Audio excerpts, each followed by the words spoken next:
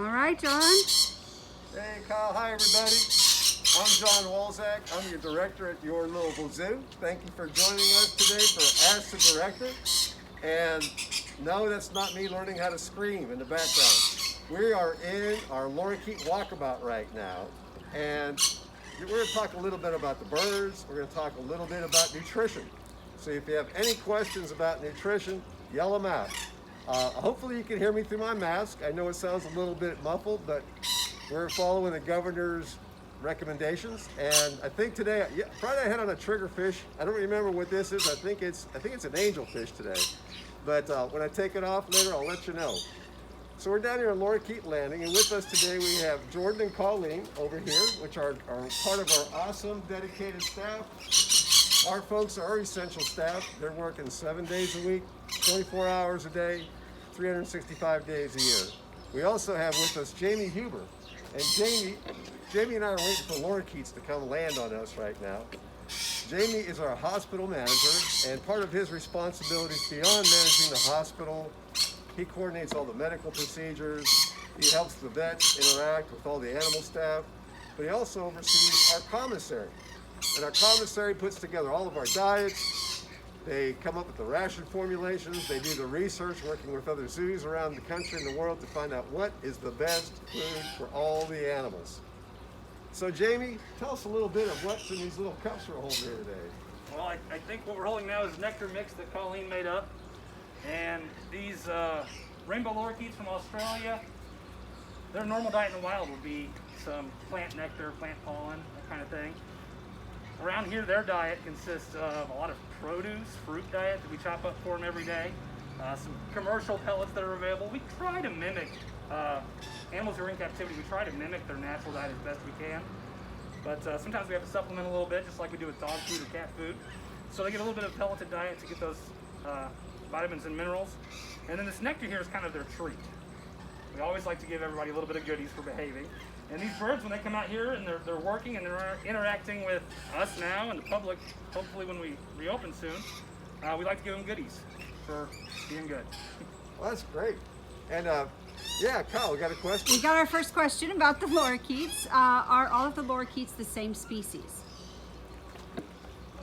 Yeah, go ahead, Colleen. Just speak up if you could. Okay, technically we have 3 different subspecies of lorikeets in this exhibit. In this flock specifically, we only have the rainbow lorikeets, but we have another flock of 21 birds, and we have rainbow lorikeets, coconut lorikeets, and 1 black-winged lory.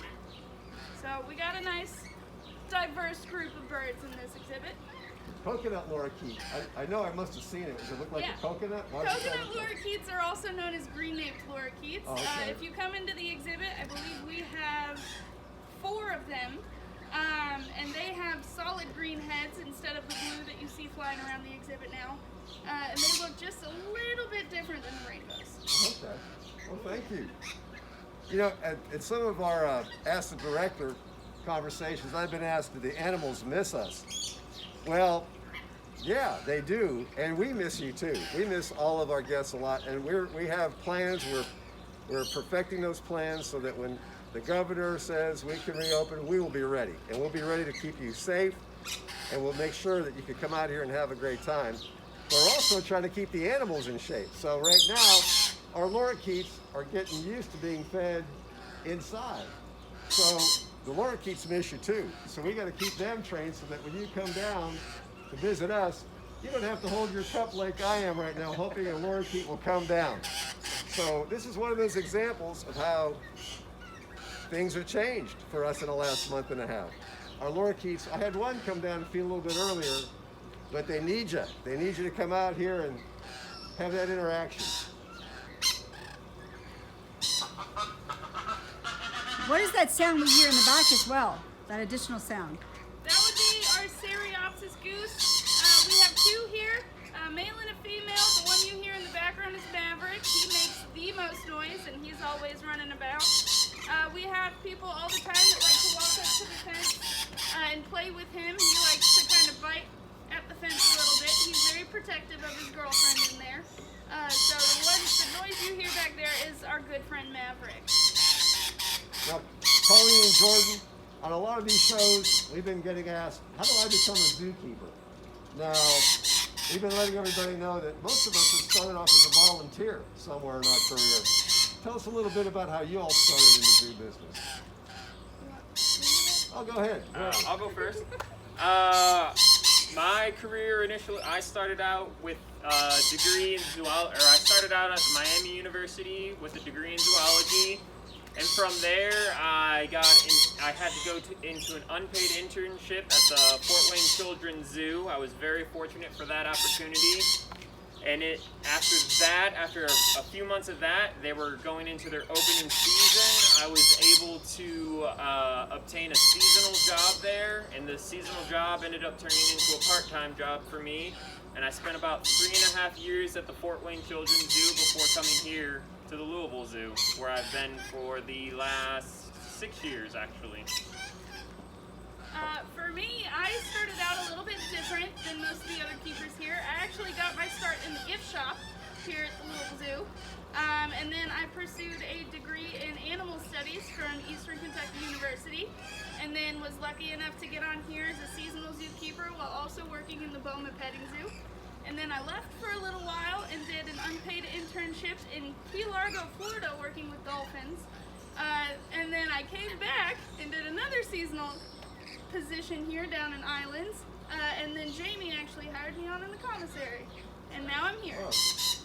I'm glad you mentioned the commissary too. 'Cause I think when a lot of people think of zookeepers, they think of Colleen and Jordan, people kind of out here working directly with the animals. But we also have several zookeepers who work just in the commissary, and their job is preparing diets and making sure that these diets are nutritious and what each animal needs. I have a couple questions coming in about the lorikeets. First of all, do lorikeets have the ability to talk like ferrets? And second, can you tell the difference between male and female lorikeets? Okay, I will take that one. So the first question, these guys cannot really say many words. They do mimic sounds really, really well. We do have a few birds that like to catcall certain people, so that's kind of fun. But these guys, they mainly can mimic ringtones or certain, sounds that people make. And then with these guys, they're pretty cool. For a lot of birds, they have what's called sexual dimorphism, which is an obvious difference between a male and a female. But for these guys, it is very difficult to tell the difference between the male and the female, except males in a controlled environment, like in zoos, they're actually a little bit larger than the females, but just by first glance, that's kind of hard to tell.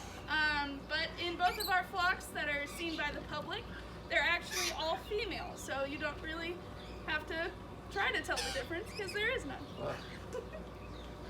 I have one more question while the bird folks are here.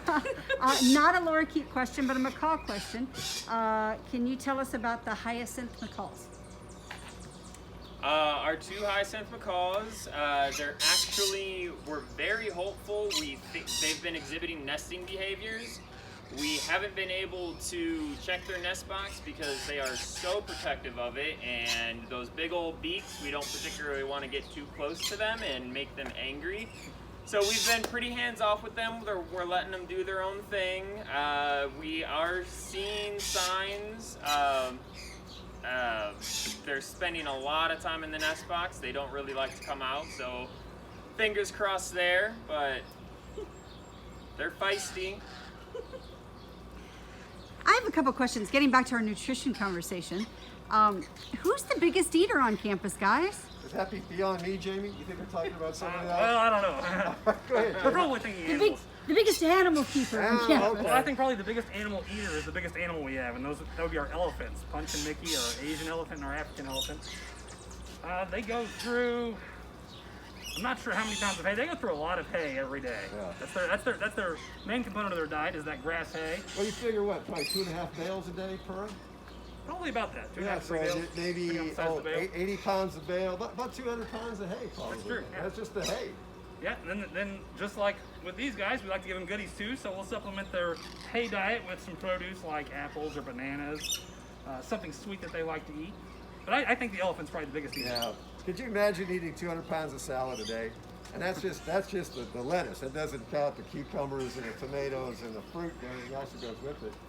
But you go big all the way, right?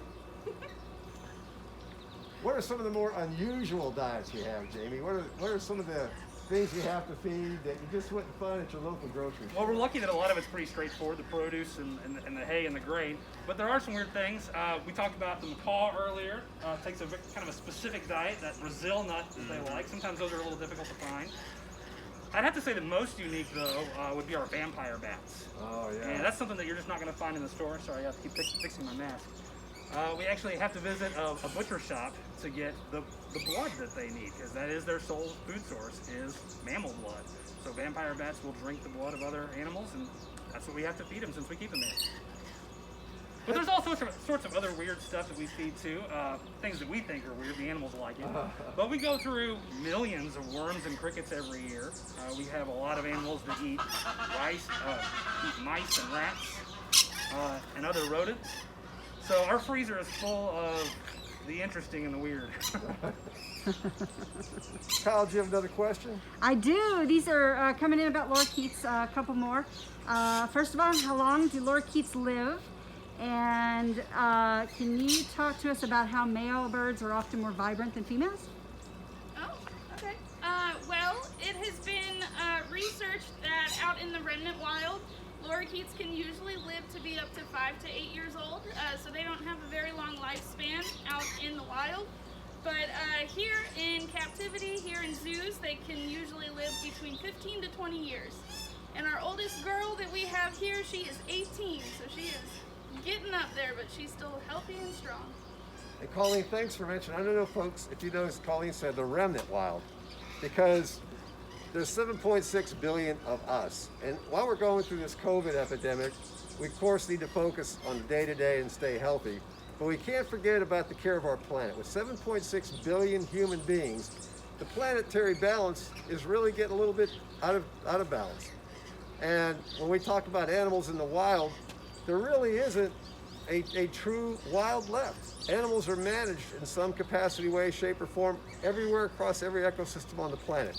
Now, it might be more like a national park management, but they're still managed by human beings. So all the animals, the wild animals in the world, have some form of management. They all exist in managed systems. And what we would have called the wild maybe 30, 40, 50 years ago really are remnant pockets around the world. And it's our job to make sure you know about that. And then you can think about how you want to live your life to create the world that you want for tomorrow. Here at the zoo, we help you think about conserving, helping save species, and helping make a difference for the long, long, long term. We have to deal with the crisis that we have today, but we need to think about our conservation efforts for tomorrow. About saving energy, thinking how we consume. We're all doing a whole lot more staying at home, and we've already heard about the positive impact on the planet. Now we got to get going and go places, but maybe next time we walk instead of drive. Maybe we ride our bike. But Colleen, thanks for mentioning that. Really appreciate that. Yeah. We have a couple more questions. We were talking about our nutrition program a second ago. So one of the follow-up questions to that was whether the big cats eat local, fresh roadkill. We typically do not feed roadkill to our cats. One of the things we look for is fresh and healthy. With most roadkill, unfortunately, we just don't know how fresh it is. And then the other problem is we don't know the health of that animal. Did it wander in the road because it was already sick? Unfortunately, there aren't any great ways and efficient ways to test that and know that. So no, most of our big cats get a prepared meat diet that's ordered in, and we freeze, thaw, and then feed out. I got a couple more questions coming about lorikeets. Sorry for the back and forth No, that's between okay. nutrition We're and here food. at the Lorikeets. This is great. I I got a question for Lorikeets. Why aren't they feeding on my arm, guys? Come on. I don't think they're going to come down today. Yeah, they're being arms get harassed better. See, today. folks, we need you. We need you to come out here and get our Lorikeets back in shape. They're out of practice. They are. They really are. Go ahead with your Lorikeet question. Okay, so the first question was, does the zoo breed our own lorikeets? And the second question is, how do you, their keepers, tell them apart? We have tried in the past to breed our lorikeets, but unfortunately so far we have been unsuccessful. but telling them apart, it's really based on personality more than anything. And then a few of these girls, I don't know if any of you have been in this exhibit before, but a few of these girls look just a little bit different. We have a few fuzzy girls, and then there's one girl in our other flock who is bald. Everyone likes to point her out. Her name is Rag. She's absolutely beautiful. And then you can also tell from the chest feathers, some have more orange, some have more red. They all look just a little bit different, but it's mainly personality. I have another question coming in from 9-year-old Kyle, who's got a great name, because that's my name. Kyle wants to know what type of weather, what temperature can they live in, and how cold can it be?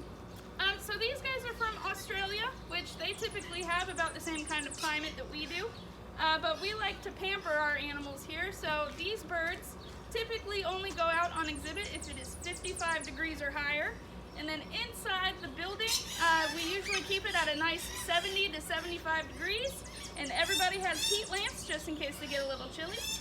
But because these girls are a little bit higher up in age, we like to keep them as warm and toasty as possible. John, this one's for you. Do we have any new zoo babies? Do we have any new zoo babies? Jimmy, what do we have this new black-footed ferrets? They're coming up. Coming up. They're coming up. Black-footed Soon. ferrets. 2 more weeks. But gosh, do we have anybody new? Well, you know we've got Fitz, but he's going on 9 months now, so we can't call him new. We've got a few that we're working on, but the next babies we'll have are the black-footed ferrets. Now, you can see one black-footed ferret on exhibit, but you know, someday for one of these Ask the directors, we're going to go up and take you to the black-footed ferret building, our conservation center. We've talked about them before, but we'll take you behind the scenes so you can see these little guys. I don't know, Jamie will help us figure out when the best time for that is, and then we can talk more about babies. I have another question. This is a random one coming in from 8-year-old Braxton. He has a robin's eggs nest with 4 eggs. Do you know how long it'll take them to hatch?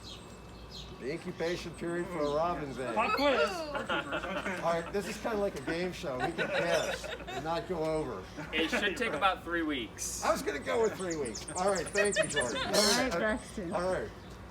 Let's see here. No new questions. Trying to get I these. should have made a bet on that. I was going to go with 3 to 4 weeks. You know, it's great that we have these young biologists because you can learn so much in your backyard. So it was Braxton that asked that? Braxton, yes. Great job, Braxton. You know, in your backyard, there's so much you can learn. Good for you. Counting those robin eggs. Give Mama lots of space. Let her figure that out on her own. She'll take care of it all. But there's so much you can learn in your backyard if you're lucky to have a backyard. Or if you don't, maybe it's just a front porch. But just look out on that front porch. We're going to be coming up on butterfly season real soon. Our milkweed and other plants will be blooming here in mid-May. So you'll get to see some butterflies. The birds are real busy now. Oh, yeah. They're building nests everywhere. And if you happen to have Canada geese, remember, give them lots of clearance because they can get a little bit aggressive when they're flying around, especially if you live near a place that has open water. A lot of the office parks and condominiums have ponds. So if you see those geese, they're nesting, give them a little space because they can get aggressive. They're trying to protect their babies. I have a question coming in for John and actually for everyone. Then it says, "Do you have a favorite animal, John, and everyone else Let's too?" let these folks go first. Go ahead. Colleen, you want to go first, then That's Jordan? difficult. That depends. Is it in my department or is it in the entire zoo?